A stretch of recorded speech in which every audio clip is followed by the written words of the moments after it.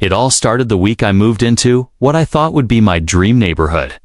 A quiet suburban community, tree-lined streets, perfectly manicured lawns, and rows of pastel-painted houses that looked like something out of a magazine. I had saved for years to afford this place, and when I finally signed the papers, I thought I was stepping into peace and comfort. But I was wrong. The very first day I arrived, I was greeted by the woman who everyone seemed to know, the president of the HOA. Her name was Marlene, but most people, at least quietly, called her Karen. She looked to be in her mid-50s, blonde hair stiff from too much hairspray, a fake smile plastered on her face, and a binder tucked under her arm like it was a weapon. "Welcome to the neighborhood," she said, her voice sugary sweet, but her eyes scanned me the way a hawk watches prey. She handed me a folder, thick with documents. "These are the rules of our community. We take pride in keeping our neighborhood beautiful and consistent." I nodded politely, but inside I was already uneasy. The binder included everything, the exact shade of beige I was allowed to paint my house, the height of the mailbox post, how often I had to mow my grass, and even the type of flowers I could plant. It was absurd, but still, I told myself, this is the price of living in a nice neighborhood. Play along, keep the peace. The first few weeks went smoothly. I unpacked, settled in, got to know a couple of my neighbors. They seemed decent enough, though some whispered warnings about Karen. "She likes control," one of them said quietly. When Karen walked by, "Don't get on her bad side." At the time, I brushed it off. Then the packages started disappearing. The first time, I thought it was a mistake. I had ordered a set of tools I needed for some home repairs. The tracking said it was delivered, but when I checked my porch, nothing. I shrugged it off, figuring maybe it had been delayed. But then it happened again, and again. At first, it was small things. A book I ordered, a kitchen gadget. But soon it was larger packages, electronics, household supplies, expensive items. I called the delivery company. They swore the packages had been dropped off. I asked my neighbors. Some of them admitted the same thing had been happening to them too. But whenever anyone complained, nothing ever came of it. And then came the insult. When I brought it up at the next HOA meeting, Karen gave me that same fake smile and said, "Maybe you just didn't place the order correctly. Mistakes happen." You know, the room chuckled lightly, but I could tell some of the neighbors weren't convinced. Still, she brushed me off like I was the fool. That was when I decided enough was enough. If my packages were vanishing and no one was taking me seriously, I'd have to get proof myself. I spent the next weekend setting up a hidden camera. It wasn't obvious. I disguised it as a decorative birdhouse on the edge of my lawn, angled perfectly at my porch. From the outside, it looked like a harmless piece of yard decor. But inside, a lens was waiting, and that was the night everything changed. The very first evening after I installed it, a package arrived, a box containing some electronics I had ordered. I deliberately left it sitting outside on the porch. I wanted to see what would happen. Hours passed. The sun went down. The street got quiet. And then, movement. On the tiny screen in my hand, I saw her, Karen, the HOA president herself. She crept up my walkway, glancing left and right like a thief in the night. And then, without hesitation, she picked up the box, tucked it under her arm, and walked away. My heart pounded as I replayed the footage over and over. I had her. I had proof. But as I would soon discover, this was bigger than just one stolen package. The next day, I checked the footage again. And that's when I noticed something chilling. This wasn't the first time. Scrolling back through the recordings, I saw her again and again, sometimes in broad daylight, sometimes at night, slipping up to my porch, taking what didn't belong to her. She wasn't even careful anymore. It was routine for her, and it wasn't just me. I talked quietly with a couple of neighbors I trusted, and when I showed them the video, their jaws dropped. "That's her," one whispered.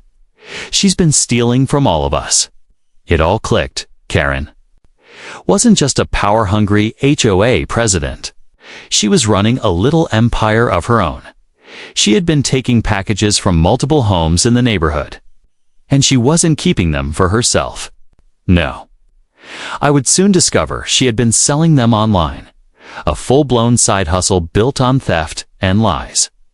But before I could even confront her, she struck back. A letter showed up in my mailbox. I had been fined $250 for having an unauthorized forced quas. I would soon discover seized in tries. I would soon discover she had been seliquist. A mel lied, believe. My melax mail, malive. My malize, may. My subreceipt play, may see my live.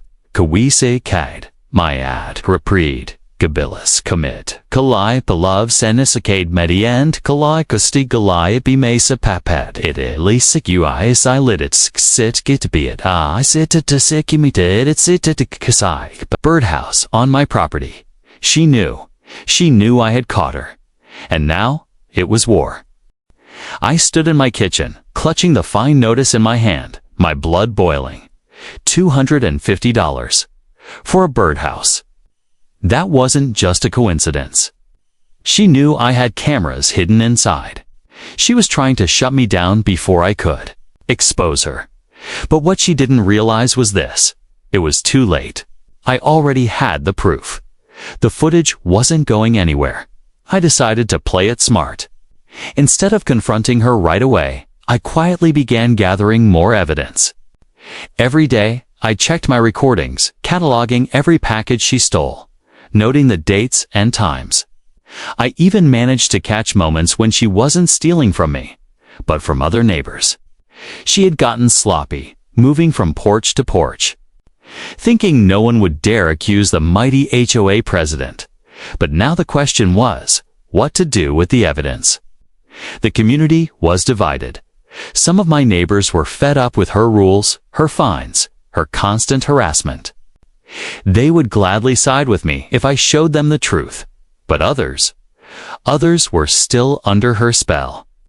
They thought Karen was some kind of savior of the neighborhood. They believed every word she said. To them, she was the reason our lawns looked perfect, our streets were spotless, our houses were valuable. I had to be careful. If I made the wrong move, she could twist the story against me. Still, couldn't sit on the truth forever. So I went to the one person I trusted most in the neighborhood, a woman named Linda. Linda had lived here for 20 years, and unlike Karen, she was respected. She had a way of keeping peace among the neighbors. And when I knocked on her door one evening, holding my laptop under my arm, she welcomed me in. "What's this about?" she asked, pouring me a cup of tea. "Just watch," I said. Opening the footage, the look on her face as she saw Karen sneaking onto my porch, lifting package after package, was priceless. She leaned back, shocked. I knew she was controlling, but stealing from her own neighbors. I nodded grimly. "It's not just me. She's been hitting other houses too." Linda pressed her lips together. "This changes everything." We hatched a plan. Instead of going straight to the police, we'd show the neighborhood first. We'd bring the evidence to a community meeting. If people saw it with their own eyes, they wouldn't be able to deny it. But Karen must have sensed the storm brewing, because just days later, she escalated. Another letter arrived in my mailbox. This time, I was fined for leaving packages unattended on the porch. $100 for each violation. She was mocking me now. The absurdity of it almost made me laugh. She was fining me for leaving out the very packages she was stealing. I realized then that Karen wasn't just greedy. She was cunning and dangerous. But then something unexpected happened. One evening, as I was reviewing my footage, I noticed a new face in the frame. A young man in a mail carrier uniform. He was delivering letters down the street. But when he reached my house, he didn't just drop off mail. He looked around, slipped a package under his arm, and casually walked away. At first, I thought it was just another thief. But then I saw him again, and one night, I caught something that made my stomach drop. Karen herself walked up to him on the corner of the street. She handed him cash. He handed her a box. That was when it hit me. She wasn't working alone. The mail carrier. Her partner in crime wasn't just any stranger. I soon learned he was her nephew. It all made sense now. He would intercept certain deliveries, drop them where she wanted, and together they'd split the profits. She had turned package theft into a family business. The scheme was bigger than I thought, and now I wasn't just fighting against one power-hungry HOA president. I was up against a network. Still, I wasn't afraid, because I knew something Karen die in single quotes. Every move she made, every shady exchange, every theft, I had it all on tape. The only question left was how to bring it all crashing down on her head. The next HOA meeting was scheduled for that weekend, and I knew that was where the showdown would begin. The day of the HOA meeting arrived, and I could feel the tension in the air before I even stepped foot into the community hall. Neighbors gathered in clusters outside, whispering to one another, some glancing my way with curiosity, others avoiding. My eyes all together, Karen stood at the front door, clipboard in hand, greeting people with that same sugary smile she always wore. But when her gaze landed on me, her expression flickered, just for a second, with something colder, sharper. She knew I was coming for her. I walked past her without a word and took a seat near the front. I wanted to be close when it happened. The meeting started like any other. Karen stood at the podium, rambling about lawn care violations, driveway oil stains, and the importance of maintaining community values. People nodded, some rolled their eyes. But I wasn't listening. Laptop was on my lap, screen dark, ready for the moment. My heart pounded in my chest. Finally, she asked, "Any community concerns before we adjourn?" That was my cue. "Yes," I said, standing up. My voice was steady, but I could feel every eye in the room turn to me. I have something to share with the community. Karen's smile twitched. "Mr. Thompson, this isn't the time for personal grievances." "It's not a personal grievance," I cut her off. "It's the truth, and everyone here deserves to see it." I opened my laptop and turned the screen toward the crowd. Then, with one click, the footage began to play. Gasps filled the room. On the screen, clear as day, was Karen herself, sneaking up to my porch, lifting a package, and walking away. "Pause that," Karen barked, but her voice cracked with panic. I didn't stop. I let the footage roll, one theft after another, night after night. And then the kicker. The video of her nephew, the mail carrier, handing her a box in exchange for cash. The room erupted. "She's stealing from us." Someone shouted. "My kid's birthday present went missing last month. That was you." Another neighbor yelled, pointing an accusing finger at Karen. Karen slammed her hands on the podium. "This is slander. Fabricated footage. He's trying to frame me because he doesn't like the HOA rules." Her words were desperate, frantic, but the crowd wasn't buying it. Linda stood up, her voice cutting through the noise. "I've seen the footage myself. It's real. We've all lost packages. And now we know why." Karen's face went pale. "You're all being manipulated." She shouted, pointing at me. "He's the troublemaker, not me. He staged this to make me look bad." But the neighbors weren't listening anymore. People began yelling, demanding answers. Some stood, shouting for her resignation. Others pulled out their phones, recording the chaos. Karen tried to regain control, raising her hands and shouting over the crowd. But the louder she screamed, the more unhinged she looked. Finally, One neighbor, a quiet man who rarely spoke, stood and said what everyone was thinking. "We need to call the police." Silence fell for a moment. Karen's eyes widened. No, there's no need for that. This is just a misunderstanding." But it was too late. Someone had already dialed. Minutes later, 2 police officers walked into the hall. The room hushed. All eyes on them, Karen tried to step forward, tried to spin her story. "Officers, thank goodness you're here. This man is spreading lies, trying to turn the community against me, actually." I said, holding up the laptop, "I think you'll want to see this first." The officers took one look at the footage, their expressions hardening with each passing second. Karen's voice faltered. She started stammering excuses. "That's not me. That's been edited. I was just holding it for someone." But no one believed her anymore. One of the officers turned to her and said firmly, "Ma'am, we're going to need you to come with us." The room was dead silent as they cuffed her hands behind her back.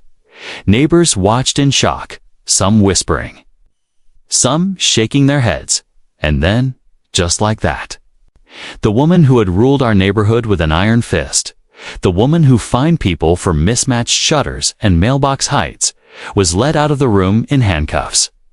I should have felt victorious in that moment.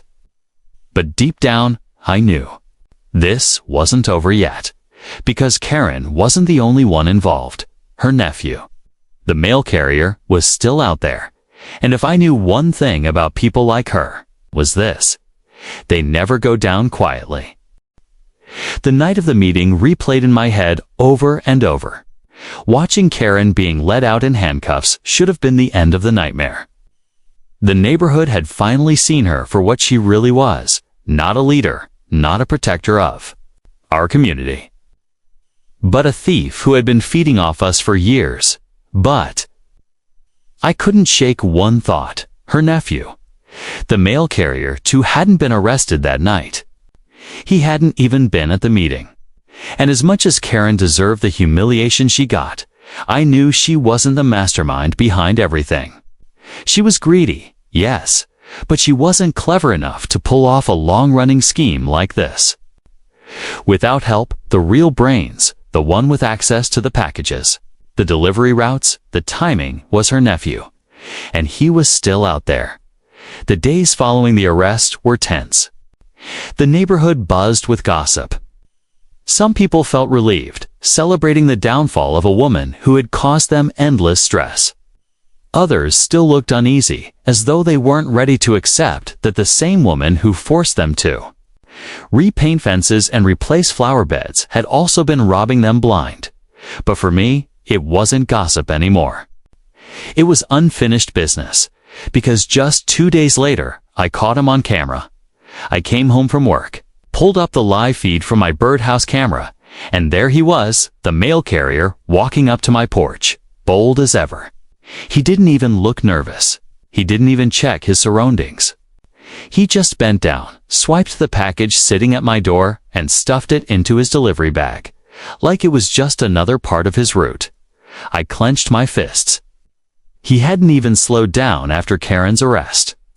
In fact, it seemed like he had gotten bolder. Maybe he thought that with his aunt gone, no one would suspect him. But I had him now. I burned the footage onto a drive, just like I had with Karen, and I waited. That weekend, another neighborhood gathering was scheduled, an emergency session to discuss replacing Karen as HOA president. Everyone was there, buzzing with energy, ready to choose new leadership and finally move forward. When my turn to speak came, I didn't hesitate. "I know we're all ready to put this behind us," I began, "but I can't let us ignore the bigger picture. Karen wasn't working alone, and I can prove it." The room grew tense. Whispers spread like wildfire. People leaned forward in their chairs, wide-eyed. I plugged in the drive and played the footage. There he was, in uniform, stealing from my porch like it was the most natural thing in the world. Gasps filled the room. Again, a neighbor in the back shouted, That's the guy who delivers to my house." Another neighbor, trembling with anger, said, "My medication went missing last month. That explains everything." The crowd boiled over with outrage, louder than they had even been with Karen. And then I dropped the bomb. "That's Karen's nephew." The room exploded. Shouts, curses, disbelief. People were livid, not just at the theft, but at the betrayal. He wasn't just a stranger stealing their things. He was family to the woman who had been running their lives. The police were called again. Then this time, when the officers arrived, there was no hesitation. I handed them the footage. They nodded grimly and told us they would handle it. The next day, word spread quickly. The nephew had been arrested. But here's the part I'll never forget. When the officers searched his apartment, they didn't just find stolen packages. They found an entire stockpile, shelves stacked with unopened boxes, electronics, clothing, even children's toys. He had been hoarding them, reselling what he could online, and hiding the rest. The scale of it was staggering. This wasn't just a neighborhood problem. It was a federal offense. Mail theft, fraud, conspiracy, and Karen. She wasn't getting off easy either. The police traced multiple online accounts back to her, accounts that were used to sell stolen goods. Even from her position as HOA president, she had been laundering her crimes through fake listings, the two of them. Aunt and nephew were trapped. The community felt a strange mix of relief and shock. Relief that the nightmare was finally being exposed in full. Shock that the people who had pretended to protect our neighborhood had actually been the predators all along. But for me, it wasn't over until I saw them both face the consequences with my own eyes, and that moment was coming sooner than I thought. Because in just a few weeks, the police invited me and several other neighbors to attend the court hearing, and that's where everything would finally reach its climax. The courthouse was colder than I expected, not in temperature, but in atmosphere. A place where truth and lies collided, where justice decided who walked free and who didn't. When I took my seat in the gallery alongside several of my neighbors, the room buzzed with a quiet tension. People shifted uncomfortably in their seats, clutching purses or folding their arms, waiting for the show to begin. And then the doors opened. Karen walked in, her wrists chained together, her head bowed. She looked nothing like the proud, controlling woman who had once stood in front of us at HOA meetings, dictating what color our mailboxes should be. She looked smaller, weaker, almost fragile. Her nephew followed behind her, also in cuffs, his postal uniform long gone, replaced by the same orange jumpsuit she wore. The sight of them together, the once mighty HOA president and her partner in crime, was surreal. The judge entered and the proceedings began. The prosecution wasted no time. They presented footage after footage, evidence after evidence. Videos of Karen stealing packages, screenshots of her nephew taking boxes straight from porches, records of their online accounts traced back to their names, showing hundreds of stolen items sold. The defense tried to spin excuses. Karen's lawyer claimed she had been helping neighbors by holding packages for safekeeping. Her nephew's lawyer argued that the videos were misinterpreted and that he was simply misplacing deliveries. But no one was buying it.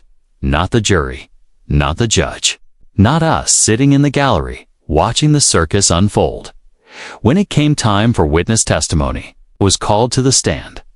I walked up, placed my hand on the Bible, and swore to tell the truth. And then I told everything: how the packages had started disappearing, how Karen mocked me when I brought it up, how I installed the birdhouse camera, how I caught her red-handed, and how I eventually discovered her nephew was part of the scheme.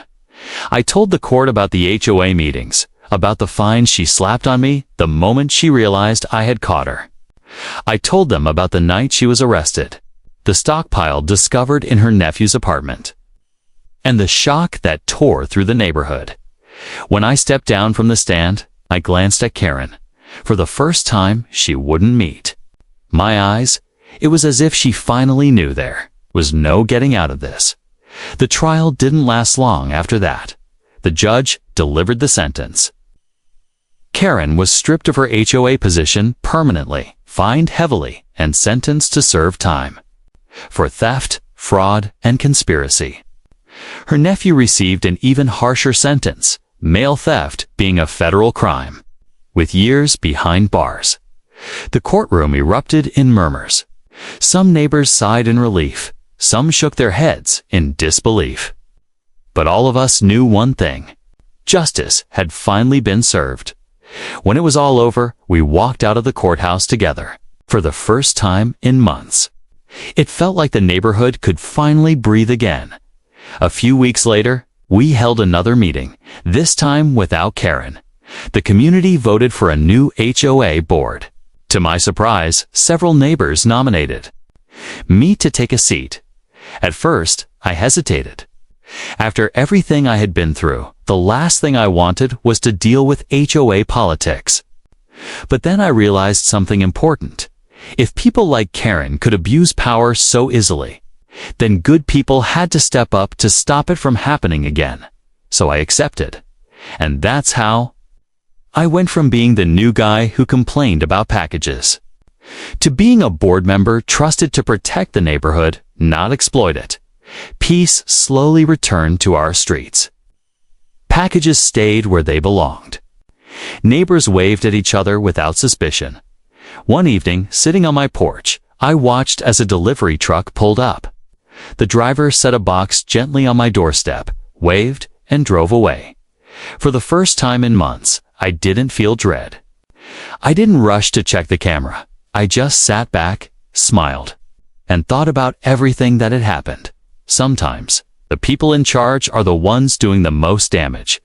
And sometimes, all it takes is one person willing to stand up, to pull back the curtain and reveal the truth.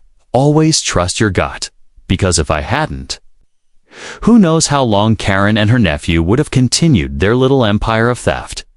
But now, they were gone, and the neighborhood was finally ours again. And that's today's wild HOA story. What do you think was the HOA in the right? Or did they take it way too far? Let me know your thoughts in the comments below. If you enjoyed this story, make sure to hit that like button, subscribe, and ring the bell so you won't miss the next unbelievable HOA tale. Thanks for watching, and I'll see you in the next story.